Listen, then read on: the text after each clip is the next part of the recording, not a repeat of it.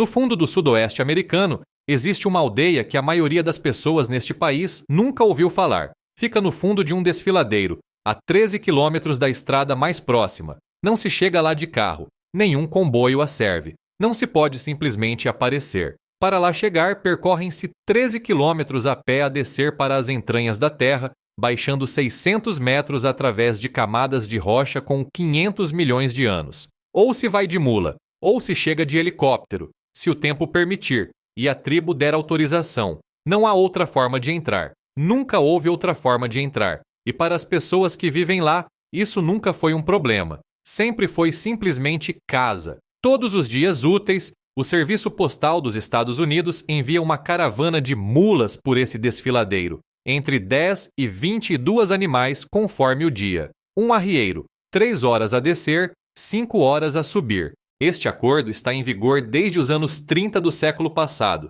e existe por um motivo simples. Esta é a única comunidade dos Estados Unidos onde o correio ainda chega por mula, não como reconstituição histórica, não como atração turística, como parte funcional e necessária da vida cotidiana das pessoas que vivem no fundo desse desfiladeiro. Este lugar é Supai, no Arizona, a capital da nação Havasupai, uma população de 208 pessoas, uma altitude de 973 metros acima do nível do mar, oficialmente designada pelo Departamento de Agricultura dos Estados Unidos como a comunidade mais remota dos 48 estados contíguos. E está aqui neste desfiladeiro, neste lugar exato ao longo deste ribeiro, há mais de 1000 anos. Muito antes de existirem Estados Unidos para designar fosse o que fosse. O nome Havasupai traduz-se como povo das águas azul esverdeadas. Não é poesia, é geografia.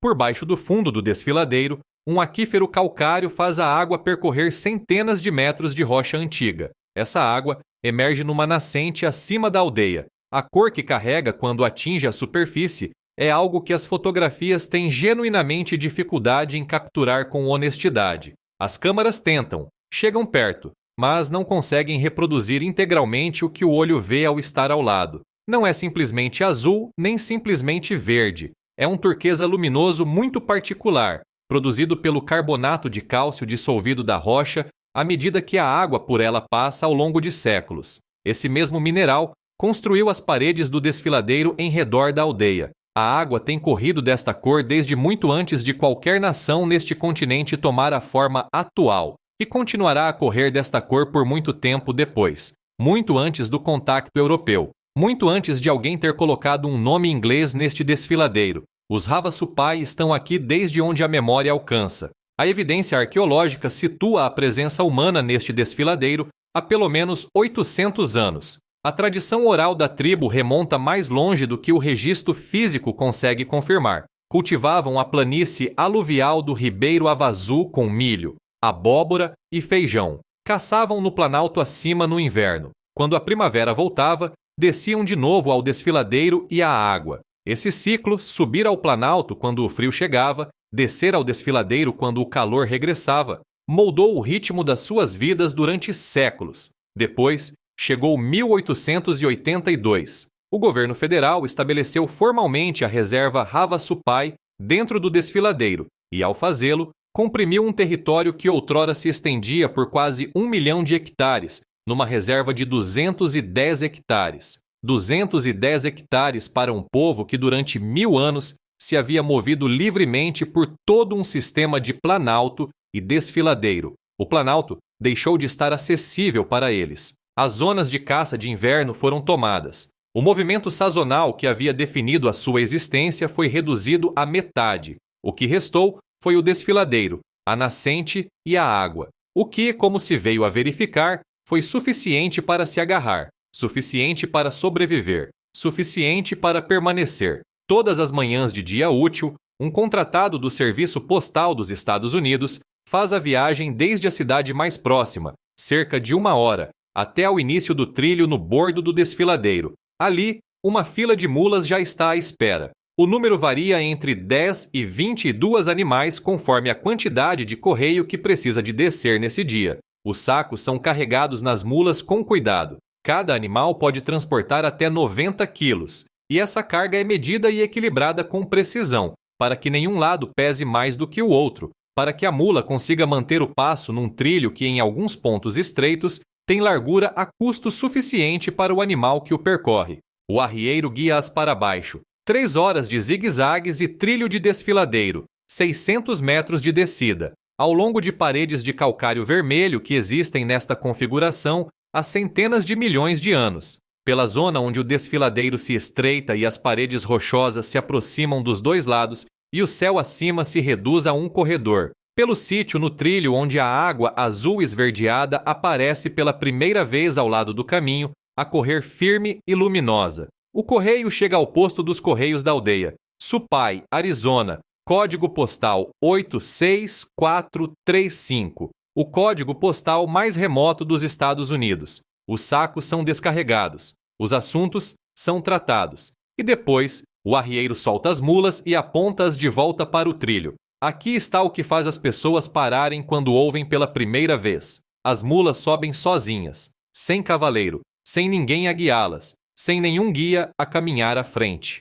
Fizeram esta viagem tantas vezes que o percurso vive dentro delas agora, no cheiro e textura e forma particulares daquele trilho, codificado mais fundo do que qualquer mapa ou GPS alguma vez alcançaria. Conhecem cada curva em zigue-zague, conhecem cada passagem estreita, 5 horas a subir, e quando chegam ao topo, param no início do trilho e esperam. Amanhã voltarão a fazê-lo. O posto de correios de Supai tem um carimbo especial. Diz, correio por caravana de mulas. As pessoas enviam postais de Supai para casa especificamente para receber esse carimbo. É o carimbo mais incomum de todo o sistema postal dos Estados Unidos. Um lembrete calmo e teimoso de que neste país, nesta era de satélites e drones de entrega e envio no mesmo dia à porta de casa, um contratado do governo ainda carrega sacos de correio em lona nas costas de mulas e desce com elas ao desfiladeiro porque não há outra forma prática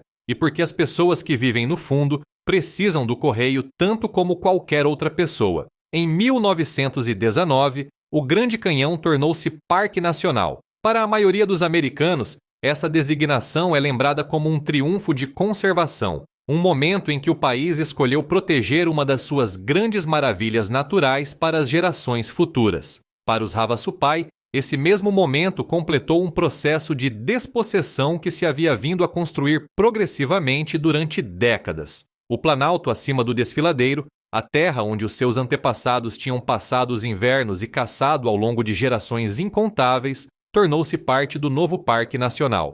A tribo viu-se confinada inteiramente à sua reserva de 210 hectares no desfiladeiro. Durante 56 anos após essa designação, os Havasupai foram legalmente proibidos de pisar o planalto que o seu povo havia percorrido desde muito antes de o parque existir. Podiam ver o bordo desde o fundo do desfiladeiro. O planalto era visível acima deles, mas não podiam ir lá. Em 1974, uma pequena delegação de membros da tribo Havasupai fez a viagem a Washington. Prestaram testemunho perante o Congresso. Descreveram em termos cuidadosos e específicos o que a perda do Planalto havia tirado ao seu povo, não apenas em termos práticos e econômicos, embora essas perdas fossem reais e duradouras, mas em algo mais difícil de quantificar, o custo espiritual para um povo cuja identidade, cuja compreensão de quem eram, não podia ser completamente separada da sua relação com um pedaço específico de terra. O Planalto não era apenas um recurso, era parte do que os tornava Havasupai. O Congresso ouviu-os. Em janeiro de 1975, o presidente Gerald Ford assinou a Lei de Alargamento do Parque Nacional do Grande Canhão. Ela devolveu 76.200 hectares de terras do Planalto à tribo Havasupai. O seu território expandiu-se de 210 hectares para 76.400 hectares. Não os quase 1 milhão de hectares que outrora tinham sido seus. Não foi isso que receberam, mas era o Planalto. As pastagens de inverno tinham voltado, as zonas de caça tinham voltado, os lugares onde durante gerações se realizavam cerimônias podiam voltar a ser usados. Barry Goldwater, o senador do Arizona que havia lutado pela devolução das terras, chamou-lhe uma das peças de legislação mais significativas em que havia estado envolvido durante toda a sua carreira. Os Havasupai chamaram-lhe o que era, um começo. Eis como é um dia em Supai hoje. As crianças frequentam a escola primária Havasupai, do jardim de infância ao 9º ano, uma escola, todas as idades juntas, operada pelo Gabinete de Educação Indígena. Quando um aluno termina o 9º ano, sai do desfiladeiro. Não há escola secundária em Supai. O 10º ano significa um internato algures acima do bordo, num mundo que funciona a uma velocidade diferente, sob um tipo diferente de ruído, moldado por pressupostos que têm pouco a ver com a vida num desfiladeiro a 13 quilômetros da estrada mais próxima. Alguns desses alunos voltam quando os estudos terminam. Outros constroem as suas vidas acima do bordo e não regressam. As 208 pessoas que vivem atualmente em Supai são as que voltaram, ou que nunca saíram. A aldeia onde vivem não tem restaurante de fast food, nenhuma loja de cadeia, nenhum semáforo, nenhuma bomba de combustível. Tudo o que não pode ser cultivado, criado ou produzido dentro do próprio desfiladeiro tem de descer pelo trilho nas costas de uma mula, ou chegar de helicóptero, ou ser transportado por alguém a pé. Uma caixa de água engarrafada custa consideravelmente mais em Supai do que num supermercado em Lisboa, por causa do que custa em esforço e logística fazê-la baixar ao desfiladeiro. A tribo gere uma pequena loja com artigos básicos. Há uma tasca com horário limitado, uma estalagem para visitantes. E, no entanto, há crianças a correr ao longo da margem do ribeiro, anciãos sentados à sombra de choupos, cavalos num pátio perto da aldeia, o som da língua Havasupai a ser falada por pessoas que a mantiveram viva através de tudo o que foi feito durante o último século e meio para diminuir ou substituir. A língua é ensinada na escola. Os anciãos transmitem-na diretamente às crianças. É falada em casas e ao ar livre no desfiladeiro.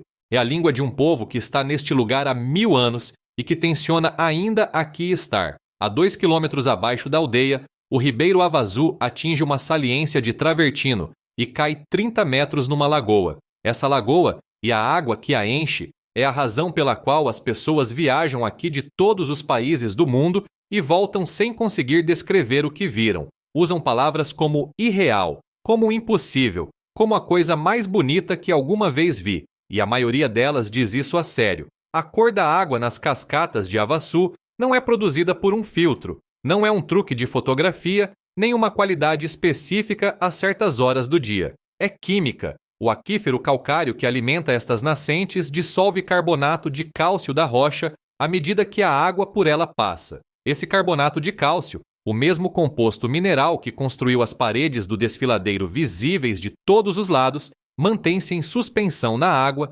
enquanto esta se move. Quando a luz solar a atinge, essas partículas em suspensão dispersam a luz de uma forma que gera um turquesa luminoso e saturado que o olho registra como quase errado, demasiado vivo, como algo que não deveria existir naturalmente nesta paisagem. O mesmo processo físico cria certas cores nas lagunas das Caraíbas, produz o azul particular de certos lagos alpinos na Europa, mas aqui, encerrado por paredes de arenito vermelho escuro e calcário antigo, com o desfiladeiro enferrujado a subir de todos os lados, esse turquesa parece ter sido colocado aqui por acidente, como se alguém tivesse misturado as cores e ninguém se tivesse apercebido do erro. O contraste entre o vermelho da rocha e o turquesa da água é tão extremo e tão completo que o sistema visual humano simplesmente não tem uma estrutura pronta para isso. Então, fica a olhar. Cada visitante fica a olhar. Não conseguem evitar. Existem 4 cascatas significativas no ribeiro Havasu.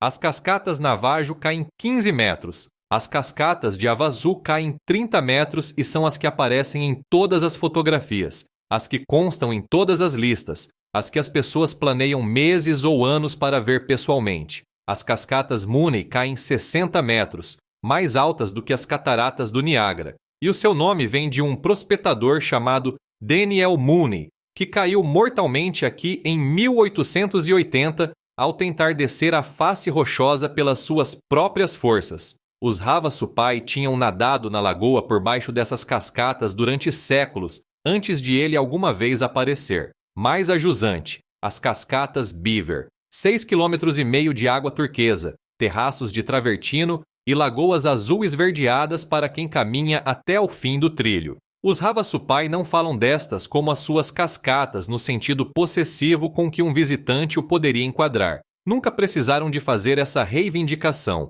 Chamam-lhe simplesmente casa. Isso sempre foi suficiente. As pessoas que visitam Supai descrevem uma experiência específica na caminhada de saída. Não o alívio que normalmente chega ao fim de uma caminhada difícil, não a simples satisfação física, algo que se sente mais perto da perda. Um tipo particular de perda, a sensação de deixar um lugar que havia começado a aparecer de forma inesperada e sem aviso, algo que tinham estado à procura sem saberem que procuravam. O que o desfiladeiro dá não é o que a maioria das pessoas se prepara para receber. Vem à espera das cascatas. E as cascatas são extraordinárias, mais extraordinárias do que qualquer imagem consegue transmitir com antecedência. Mas aquilo para que não estão preparadas é o silêncio. O silêncio específico, profundo e total de um lugar sem motores a funcionar em lado algum, sem trânsito em nenhuma estrada, sem nenhum daquele ruído mecânico ambiente constante que preenche cada momento da vida moderna de tal forma tão completa e tão contínua que a maioria das pessoas deixou completamente de o registrar como ruído. Em Supai, a ausência desse ruído é imediata e inconfundível. O ribeiro, o vento a mover-se lentamente pelas folhas dos choupos, as mulas, o canto dos pássaros, as vozes de crianças algures ao longo da água, e as paredes dos dois lados, paredes de desfiladeiro construídas de rocha com 500 milhões de anos, a fechar de todos os lados, a estreitar o céu a uma longa faixa de azul por cima, a fazer com que o mundo visível pareça mais pequeno e mais antigo e mais enraizado do que qualquer coisa fora do desfiladeiro. Os Havasupai têm um conceito que não se traduz de forma limpa ou completa para o português. Descreve a relação entre uma pessoa e um lugar específico na Terra, não propriedade, que implica que a pessoa detém autoridade sobre a Terra, não gestão, que implica administração à distância, algo que se situa mais perto do parentesco, a compreensão de que uma pessoa e um lugar podem pertencer um ao outro da mesma forma que os membros de uma família pertencem uns aos outros, que o desfiladeiro não é um lugar para onde se viaja e depois se deixa para trás. É um lugar que faz parte do que se é, e essa compreensão, esse sentido de pertença específico, conquistado e com 1000 anos de história, é o que os Havasupai carregam com eles cada vez que percorrem aquele trilho de 13 quilômetros a descer do bordo, cada vez que o correio chega nas costas de uma mula, cada vez que a água corre turquesa sobre travertino branco ao sol da tarde, cada vez que as paredes do desfiladeiro apanham a última luz ao entardecer e percorrem tons de laranja e roxo e vermelho escuro antes de a escuridão chegar e o estreito corredor de céu acima se encher completamente de estrelas, como acontece todas as noites há 1000 anos, sem interrupção, sem que ninguém precise de pedir, a 13 quilômetros da estrada mais próxima, 208 pessoas, 1000 anos de pertencer a um lugar que o resto do mundo nunca conseguiu bem alcançar. Casa não é o lugar que o mundo consegue encontrar quando decide procurar. Casa é o lugar que sempre te conheceu, muito antes de te conheceres a ti mesmo.